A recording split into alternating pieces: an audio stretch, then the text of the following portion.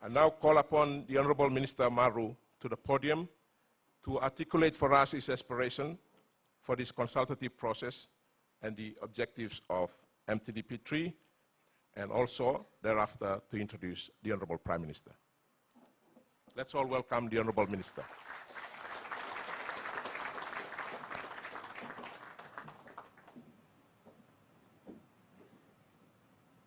Thank you, Chair. The Prime Minister of PNG, the Honorable Peter O'Neill. Thank you, sir, for gracing us with your time and presence this morning. We truly appreciate your presence, and thank you very, very much on behalf of the sponsors, the Governor, and all of us. Please hear me, Prime Minister.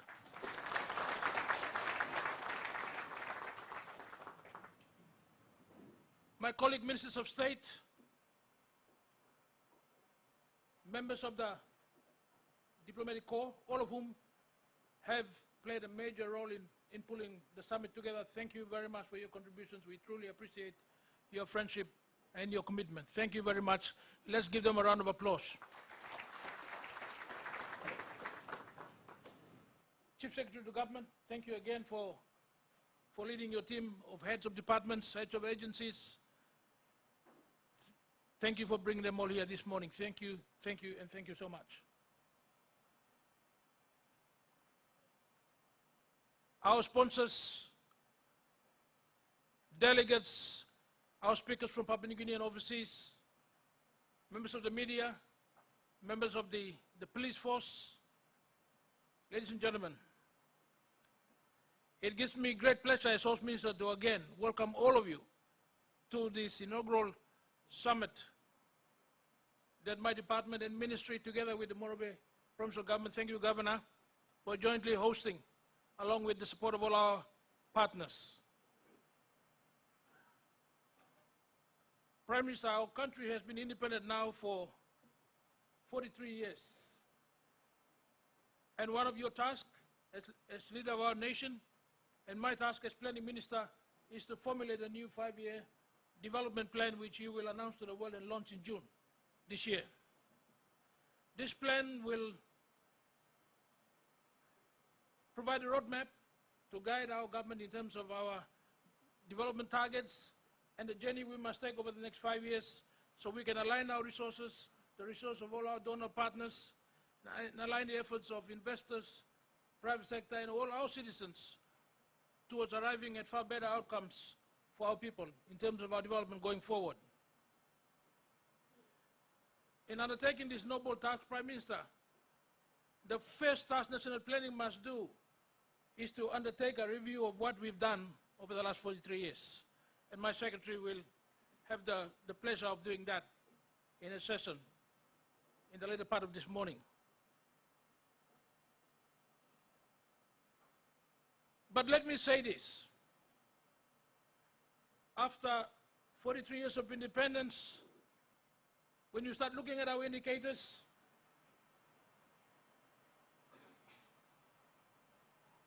%80 of our people don't have access to a bank account. Only 40% have access to safe water and sanitation. The bulk of our people live in rural communities without roads and services.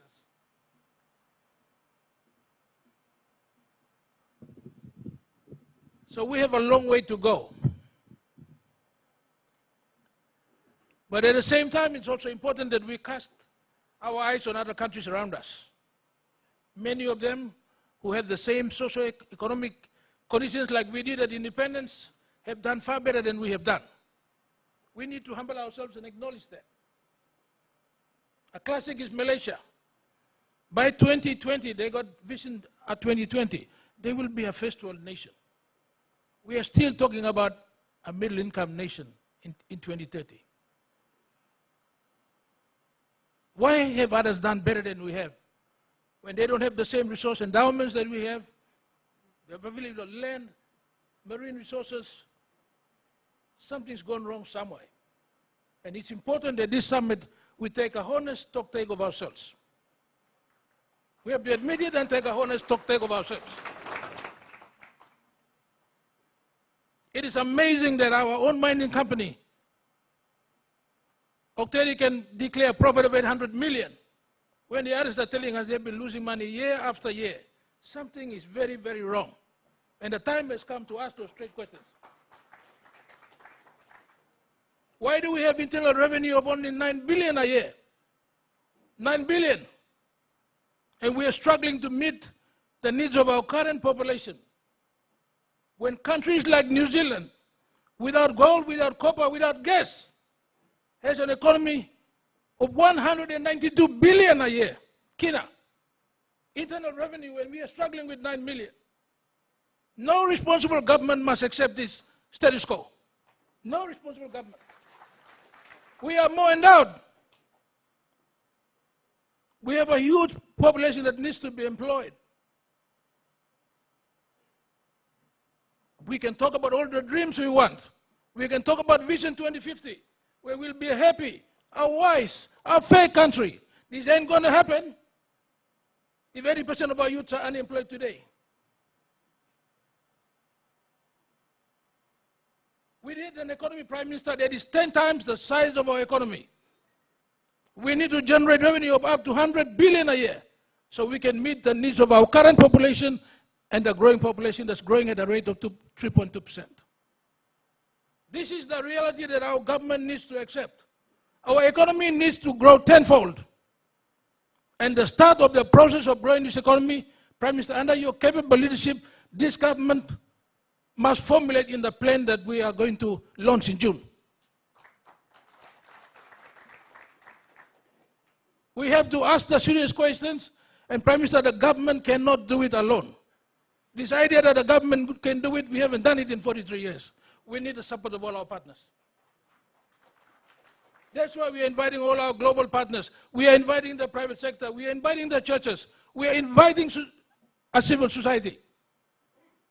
Because otherwise our dreams will mean nothing. By 2050, we'll still be an underdeveloped nation. Because if our economy doesn't grow tenfold, we ain't going to do it. It costs New Zealand government today 192 billion kina to maintain the roads, maintain the infrastructure, provide quality health, provide quality education. That's why they are a first world nation. We have a dream to be a first world nation. Let's not kid ourselves. If we don't grow the economy, we ain't going to do it. If the economy doesn't grow tenfold, we will not be a first world nation. We will not take our place among the first world nations of the world. And we must draft a plan and formulate a plan with the input of all the global experts, all our friends, to grow this economy. No wonder, Prime Minister, you and your government were right. We were right in Alatau. Our first priority is economic growth of this nation. If you don't have the means, you can't provide free education. It's simple as that. You can't provide free health. You can't build the roads and connect Finsafin, Kabum, Ambunti, and all these other districts that are still out there. Our people are counting on us and are counting on this forum to formulate a plan that's going to be different from any other plan we've written before. We have to challenge the status quo and challenge a lot of things we've done in the past. And Prime Minister, I urge you, please don't be scared of making the hard decisions. Because I assure you, we are going to write it in the plan. We must be bold. We must be decisive.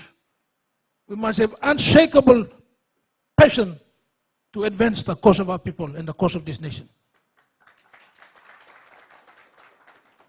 So our objective is clear. That's why we've come up with a team, inclusive. To secure a future, we need inclusive economic growth. Our economy must grow tenfold if we are going to join the League of First World Nations as we have described in our Vision 2050. This is a dream of every child in Papua New Guinea. We must get there, and we only have how many years to go? How many years to go? This year is 2018. 32 years. In 43 years, we only grew the economy, our internal revenue, to just about 10 billion. In 43 years, and we have 32 to get it to 100 billion.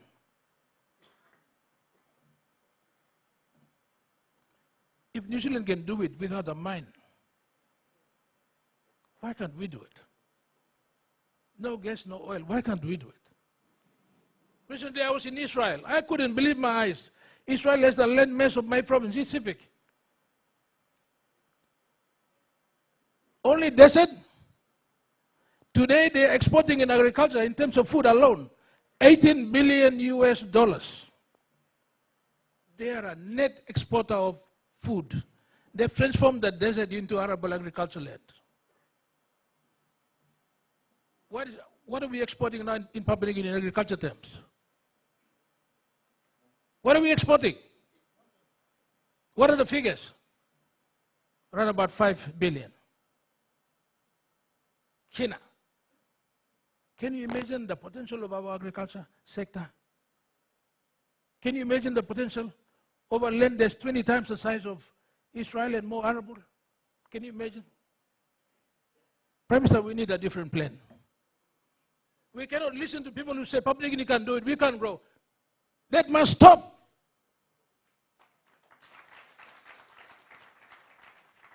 If Israel can do it in the desert, we can plant rice here.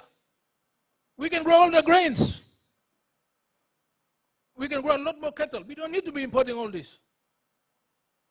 We're a completely blessed nation.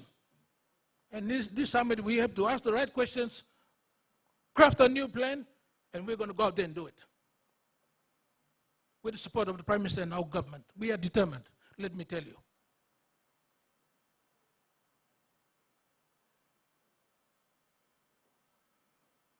I share this vision to be a first world nation by 2050. We have 32 years and we must do it. We owe it to our children to do it. That's what this summit is about. Coming together so we can all provide input towards formulating a plan that's not a government plan in Waigani, but a plan we all came up with, and we will take ownership to make it happen. Last two plans were written in Waigani. This plan, we are all going to write it together. So, Prime Minister, over the next 2 days, we are going to have presentations from all the sectors with a major focus on the economic sector, and especially agriculture, fisheries, tourism. After 2.5 days, we are going to then divide into sectors, and we want to hear from the various sectors what this government must do in the next 5 years to improve the performance of your sector, in terms of investment, in terms of infrastructure. What must we do? In terms of laws, in terms of reforms, we want to hear from you. This is your opportunity. And at the end of the summit, with all your input, we will then put together a plan which will bring to government, to cabinet, and then of course to parliament. So my message is simple. The government alone will not do it. We need the support of everyone. That's why we've invited you all to come. My second message, if New Zealand can do it without our endowments, why can't we do it? We have to start believing in ourselves and the God that we serve.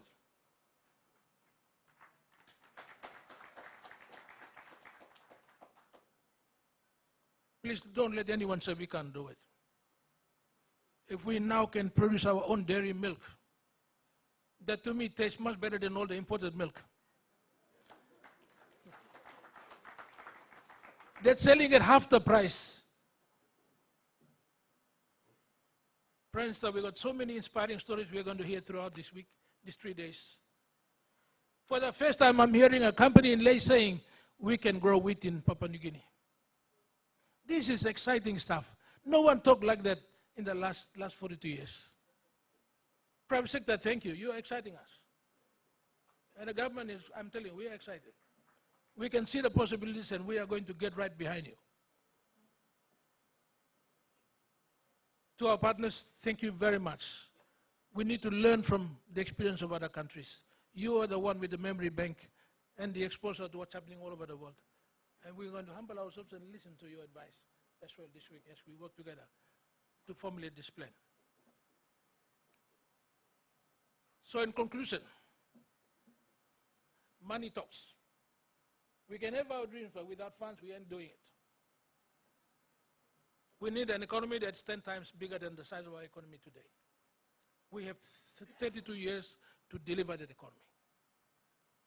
We must now formulate a new roadmap over the next few days, later consult with our provinces and our regions, and put together a plan that we can all say it's our plan that we all own. And every citizen must take responsibility to working our level best to help grow the economy, so we can provide a far better future for our people who are still waiting out there to receive basic services they have been missing out on for a very, very long time.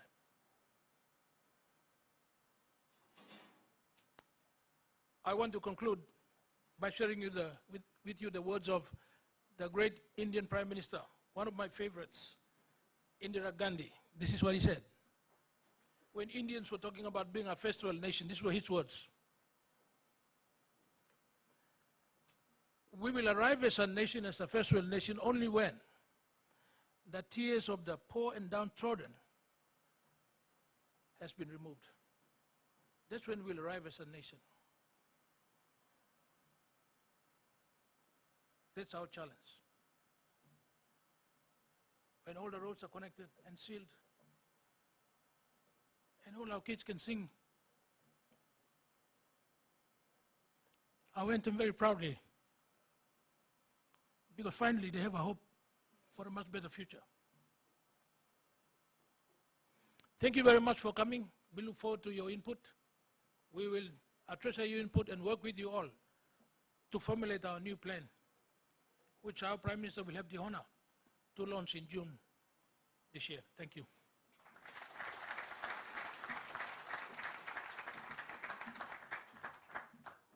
Thank you very much, Honorable Minister, for an excellent speech.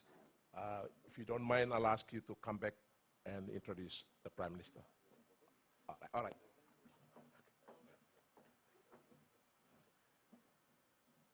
Prime Minister, again, we are so delighted to have you this morning.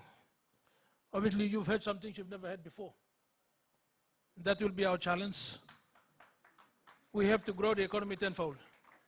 And obviously, we can't do it in 5 years, but we can build the foundation. We can lay the foundations in our 5-year term. Prime Minister, please, may I welcome you to the podium.